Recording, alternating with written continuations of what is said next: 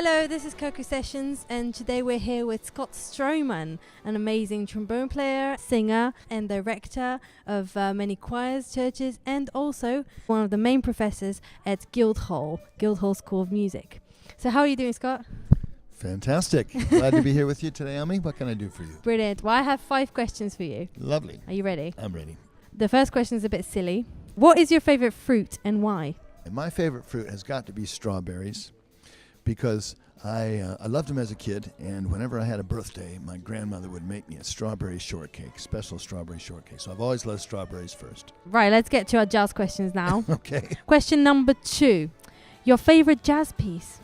Wow, that's a tough one. Can I have a whole, like a suite, a group of pieces? It's the collaborations between Miles Davis and Gil Evans. I've just been working on Miles Ahead, which was probably the album I played the most, and it was actually the second side of Miles Ahead because when I first opened the package and put it on, I put it on with the wrong side first, and I played it over and over and over. So all those that was the first one. It's those great collaborations between the writing of Gil Evans and the amazing playing of Miles Davis.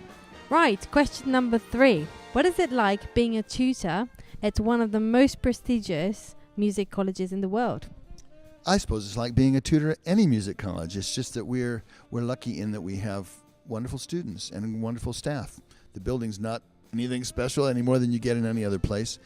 People come here. That's how we met, I think. People come here because they want to come to London because it's a great music scene. And frankly, that's why I came here too. I ended up at the Guildhall School because I was coming from America and wanted a place to study some classical music as well as doing some jazz. So it's a melting pot. I guess my answer is not to do with my teaching. It's more to do with what I learn from amazing people which come through there.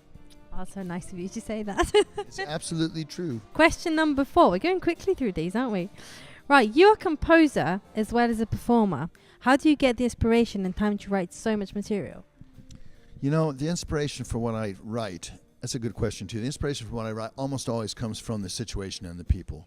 You know, the more things you got in the pot, the more you have to really solve problems and put things together and make connections. And that's what's been exciting for me as a composer. So I'm just as happy. You know, for me, style is not the issue. I can do the same thing if it's a jazz group, or if it's a classical group, or if it's a folk group. You know, you start with what you have, and you educate yourself as to what you don't know about for those people. And then the more constraints you have, the more you focus into the final result. Last question. Are you ready? I'm ready. What is your advice to the young jazz musician? To a young jazz musician, it's the same as it is to any musician. Learn as much as you can about everything. You know, study. Be passionate about what you love. You got to know your thing, and you got to believe in a thing. But you know, the more you know about everything, the better you'll be about your one thing. And this is not just my advice. I've heard this from so many older musicians that I ask that very question to. And you know what they say? Read a book. Go to the museum. Check out these artists. You know, check out this other music. Check out this world music. Why do they make this music? Why do they make that certain music they make in Africa or in Pakistan or in, you know, Mongolia, wherever it is? It's about why you make music and how it relates to your life.